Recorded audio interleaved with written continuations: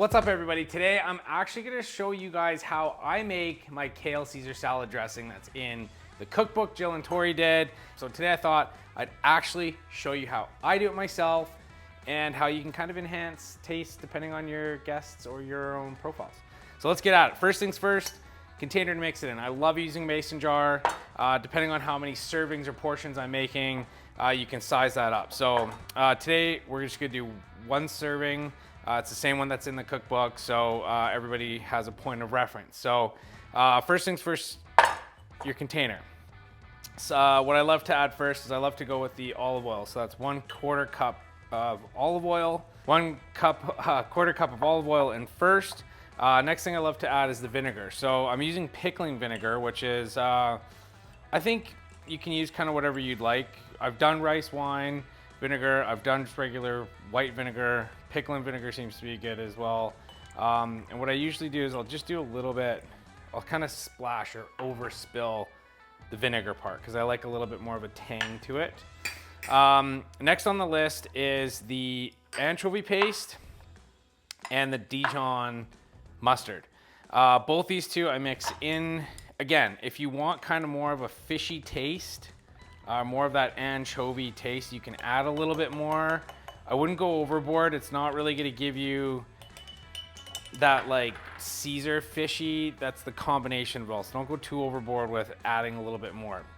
Mustard, however, you can definitely add a little bit more. If you want a little bit more bite to the dressing, a little bit more spice, you can definitely add a little bit more of your mustard.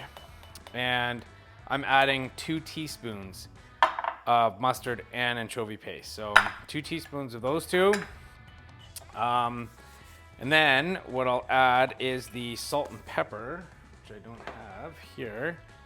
So I usually just do a little pinch. Again, you can overdo it on the salt, so be careful. And the pepper is going to be the pepper is going to be a great enhancement, so you can definitely go heavy on the pepper if you want as well. Almost forgot the Worcestershire sauce. So half a teaspoon of that, and it goes. This it does make a big difference if you miss it. And if you add a little bit too much, you don't really notice it, but you definitely notice it if it's not in there. Once I get all the like liquid ingredients together, I like to give it a good mix. And I feel like this is a step that a lot of people don't do because they were like, oh, we mix it all together. But I feel like everything has to get mixed in nice. Another reason I like the mason jar is you can mix it all in here without having to use a big spoon or a stir stick or anything else. So get that all mixed in. Then next thing I like to add is the garlic. 2 cloves of garlic.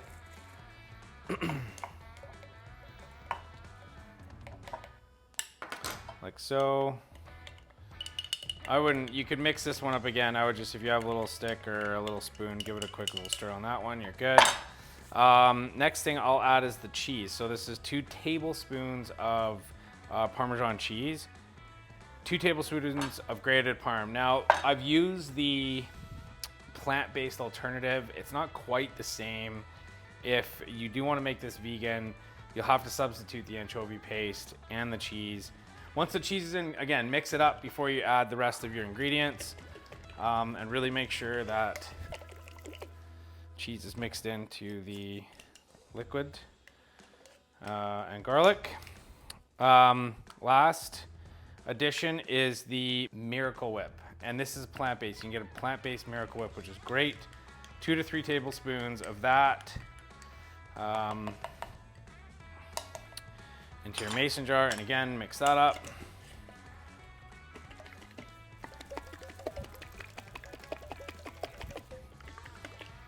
Like so. And at this point, you can pretty much get pretty good taste. That's good. I mean, I've done this a lot, but I surprise myself sometimes too. That's really tasty.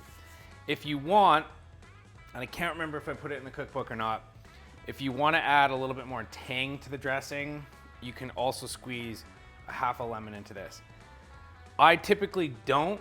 I like to save it fresh and put it on after before I serve everything.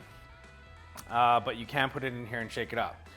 Now, if you remember, take your salad dressing once it's all done, and put it in the fridge until you have to serve it. And that's it. And then you've got your Captain Kale Caesar salad in your mason jar. You can store that in the fridge until dinner time. You can store it for a couple days. It's all ready to go, or you can serve it right away and toss it into your kale salad like we're gonna do right now. Fresh kale from the garden. Give it a light chop, or you can tear it off the stems. I like getting everything in there myself. Chop up your kale. Get a nice serving bowl. In goes your kale. We've done the homemade croutons. I honestly just prefer the store-bought. Keep the recipe easy, simple.